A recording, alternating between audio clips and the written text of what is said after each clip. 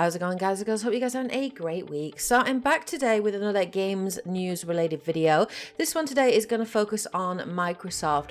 So about a week ago there was an article released on MCV and it was an interview with Microsoft's head of Xbox Games Studio, Matt Booty. It's a fantastic article. It's really interesting, so I'll put a link in the description for you guys to check it out. But the article talked about the Xbox Series X and Microsoft's plans going forward, and there was actually a lot of information in this article which, in my opinion, many of my counterparts on YouTube haven't really delved into in enough detail. They've touched upon the fact that the Xbox Series X is not going to have any sort of Xbox Series X only exclusives for a year or two, and I will talk about that and what my thoughts are on that. But actually there was a lot of information in this article that I think is really interesting and really shows Microsoft's really ambitious and kind of risky plans going forward,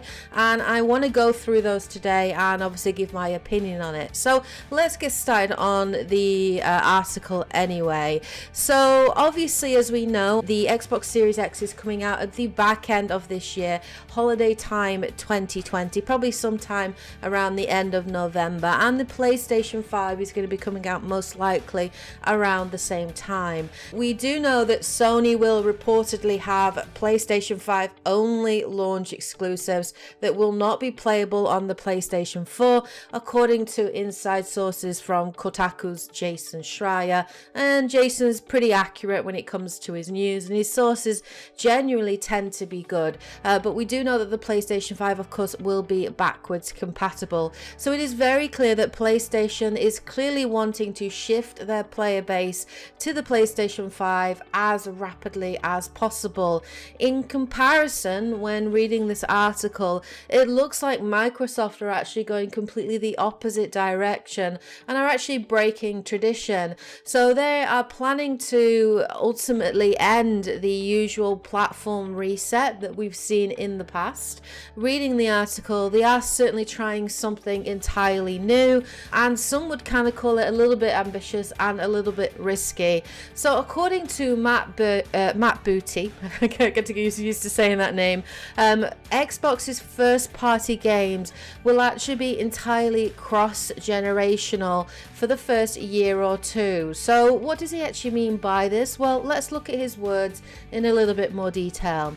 As our content comes out over the next year, 2 years, all of our games, sort of like PC, will play up and down that family of devices.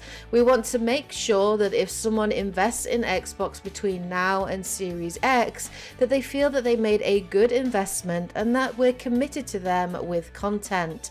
So one confirmed launch title obviously is Halo Infinite. We definitely know that that's going to be a release title, and he does talk about kind of the importance of Halo Infinite, how they're kind of relying upon that. He does go on to say, our approach is to pick 1 or 2 IPs that we're going to focus on and make sure that they're there at the launch of the console, taking advantage of all the features, and for us that's going to be Halo Infinite, which is a big opportunity. It's the first time in over 15 years that we'll have a Halo title launching in sync with a new console. So it looks like Microsoft are relying heavily on Halo Infinite. Now they did talk about another IP as well. Possibly this could be the new Hellblade Senua's Saga that we got a trailer for. That could be something. I doubt we're going to get a new Gears, because obviously we just got that recently, but most likely they will definitely be relying heavily upon Halo Infinite.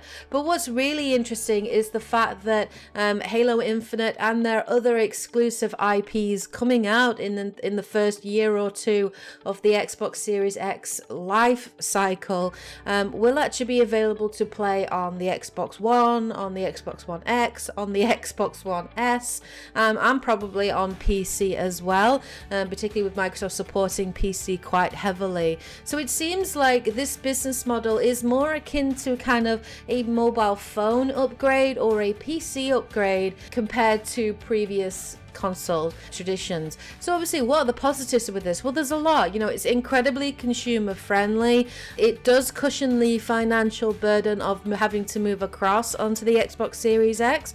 So it will give people time to be able to save. We don't know how much the Xbox Series X is actually going to cost at the moment. That has not been confirmed. But at least if we do know that you'll still be able to play those games coming out over the next couple of years on the Xbox One, if you have that, then you do have the option to actually save and eventually maybe then pick up and purchase an Xbox Series X.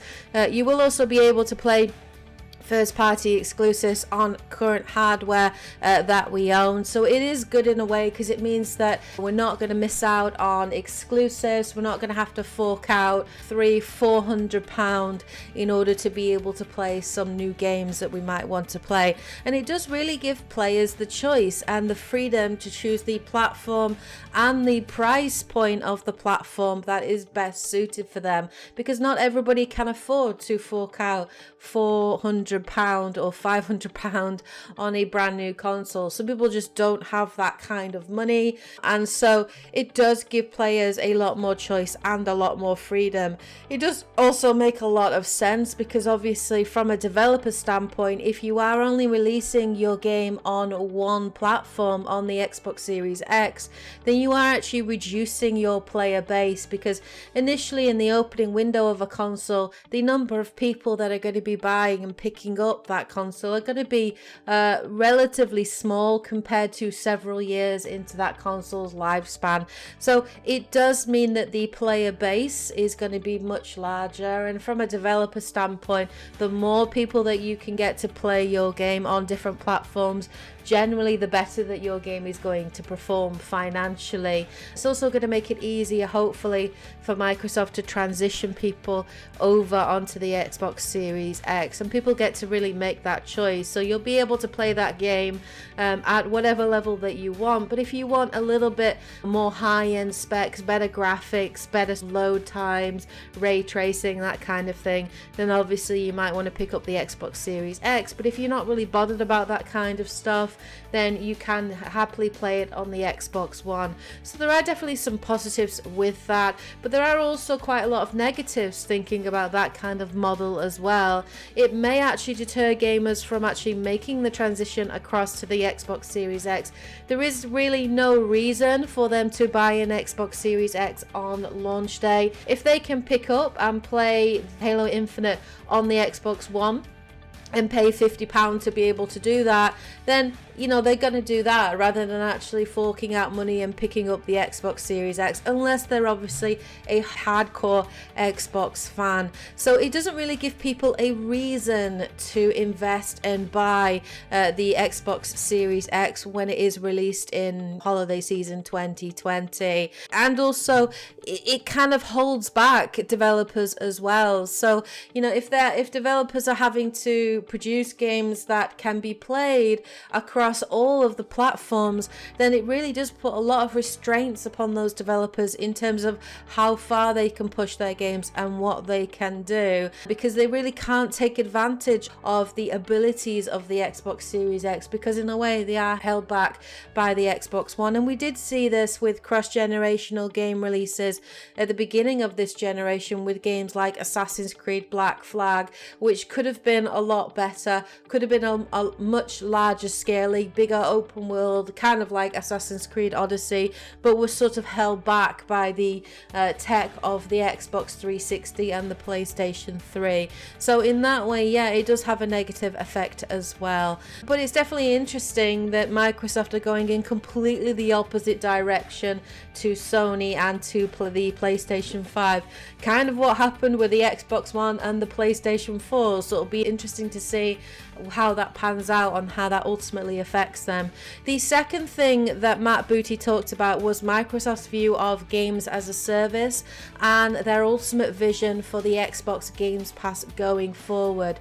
So the interviewer and the writer of the article actually questioned Matt Booty's opinion on games as a service, and this whole idea that big publishers and developers are coming out and developing more games as a service, that for them they see this as very much the future of gaming, that this is what gamers want, that this is how to make games affordable. Games are becoming more expensive, therefore these games as a service are coming out. They're wanting people to play their games for years and years, and are planning to continue to monetize that through season passes, through battle passes, through monetization, loot boxes, and so on. So he did question Matt Booty's opinion on games as a service, and actually Matt Booty interestingly said that the Xbox Game Pass for them is actually considered to be their version of games as a service, and it's really the closest thing that gaming has to Netflix.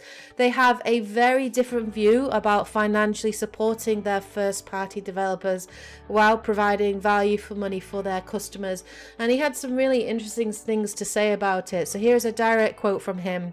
The great thing about Games Pass is that we don't have to actually worry about that question, obviously that question being games as a service. That's because Games Pass becomes the service, Games Pass becomes the structure, and now in our green light and concept review process, I don't need to ask, what's your service plan? What's your monetization plan? Are you going to offer any DLC later? What is your monetization? We don't have to ask any of that anymore. The teams can just go design the game they want, and we can let the Game Pass end up being the service. So it's quite interesting to sort of see there that their vision ultimately is about giving developers the freedom to create whatever game they want to meet a variety of markets without having to force kind of monetization and microtransactions onto them, and without having to sort of force them to make these sort of games as a service, kind of like what EA have been doing with BioWare and their other studios. And I think that's really noble and really good of Microsoft to be sort of going down that route. He went on to sort of say, I think on a higher level it's something we don't have to worry about anymore, because whether it's a game like Bleeding Edge, which structurally starts to look more like a free-to-play game, that will do fine in Game Pass, and if we end up coming out with another game like Hellblade or Outer Worlds, which is a 12-hour or a 25-hour game that you may play and enjoy, and then it kind of has an ending, that's great in Game Pass too. So that's really the power of the Game Pass. So their vision basically of the Xbox Game Pass is that it's replacing games as a service, and that for them ultimately that's how they're going to continue to support their developers, to finance their development teams and games going forward, while also giving their developers the freedom to create the games that they want, and also giving gamers the freedom of choice in terms of playing the kinds of games that they want to play by making those available on the Xbox Games Pass. And I'm a big fan of the Xbox Game Pass. I think it's a fantastic system. There are many benefits to the Xbox Game Pass. I mean, for one, it offers great value for money, it gives freedom to game developers, it's an excellent good alternative to the greedy monetization and games as a live service tactics that we've seen. Obviously, Microsoft can't control what third-party studios are doing, they can't control what Activision are doing, what Bethesda do, what EA do, but they can at least control their own first parties, and I think that's really positive and really optimistic going forward. It does also provide a stable source of income for Microsoft and their game developers, and it's a good way for Microsoft as well to kind of monitor trends and patterns and look at which games are popular, which genres are selling, how are their community responding to particular games. And it does also give them an opportunity to give spotlight to smaller indie titles. So for example, the Outer Wilds last year did incredibly well, and it was obviously nominated in the Game Awards, and it won quite a lot of awards. And I think the reason it got so much attention is because it was available on the Xbox Game Pass, and it might never have become known if people hadn't picked it up and hadn't played it. As well, for gamers, if you do play a title and it does suck, yeah, it might be a waste of time, but at least it's not a waste of money if you're paying a subscription. And it does give gamers the opportunity to play a variety of different kinds of games and maybe take more risks in terms of the types of games that they play, and look at games that they may not have have previously had a look at. So I think that's really good. Obviously, there are negatives involved in the Xbox Game Pass as well. Of course, you don't own the game that you download. It is relying on a continued subscription, so obviously you only get access to that library of games while you continue to pay that subscription. And then yes, there's nothing to stop Microsoft actually increasing the cost of that subscription later on, kind of like what Netflix have done. Eventually they end up increasing the cost of the subscription as their library base increases and things become more expensive. And of course you are relying on having high quality servers as well, and those servers will have to expand as you're adding more games to that library. And of course you do need to have good internet access and good internet speed at home in order to be able to download and access those titles as well. Finally, in the article, he did ask Matt Booty about Microsoft's plans for its first party studios and its future exclusive releases and what we can expect going forward in terms of exclusives coming out. Now, this is one of the things that Microsoft have really struggled with this generation, and it's one of the reasons I think a lot of people have moved over to the PlayStation 4, because the PS4 has just had some incredible exclusive games and some incredible new IPs, and Microsoft really have dropped the ball with that. But obviously, as we know, Microsoft are trying to rectify that, and they have now acquired about 15 first-party studios, 9 of which have actually been added since 2018. So when asked if they have plans to acquire any more, Matt Booty quite kind of ironically said, you know, we could keep going and buy more and more studios and then maybe wake up one day and realize, oh wait a minute, we need to focus on making the games. We need to keep the end goal in mind, which is to make sure that we have a steady slate of games, the capacity to deliver, say, a game every 3 or 4 months, which is our goal. So that's interesting. It looks like Microsoft are really wanting to produce more first-party exclusives. I'm all for that. I think that sounds fantastic. If they're able to stick to their schedule and bring out a new exclusive every 3 or 4 months, I think that's going to be incredible. I think that's going to really do a lot to build up their library of games. And then those first-party exclusives becoming available then on the Xbox Game Pass, I think Microsoft have quite a positive future ahead of them.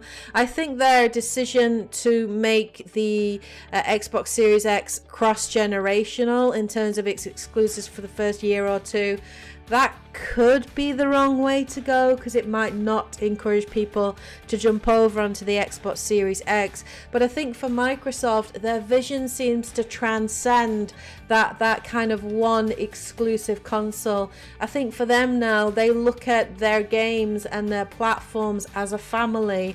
So whether or not they've got people playing on the Xbox One, the Xbox Series X, on the PC, I don't think they're really bothered, so long as people are part of the Microsoft family, so long as people are maybe signing up to the Xbox Game Pass and are playing their first party games. When we do look at the actual list of first party titles, I did actually do a bit of research and go through, and here in this table it's a list of the 15 Microsoft first party studios and also Sony's 15 first party studios as well.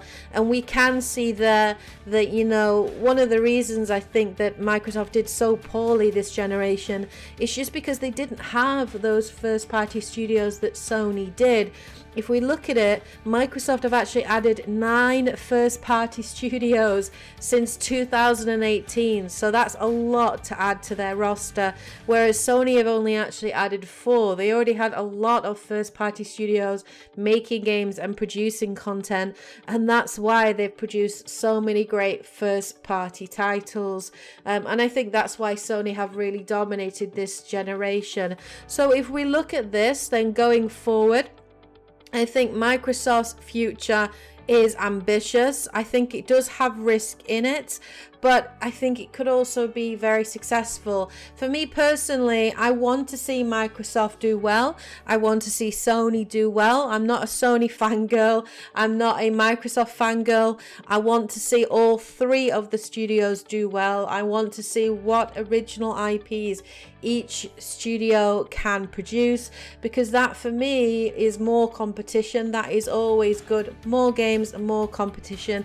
and pushing the boundaries and pushing things forward. So I am very excited to see what the future holds for Microsoft as well as for Sony. So there are my thoughts on the article and everything that we learned from it. I thought it was interesting, which is why I wanted to share it with you guys today. Hope you guys found this information interesting and informative. If you did, of course, please hit the like button. As always, you show your support. Please take care, and as always, happy gaming. Bye guys.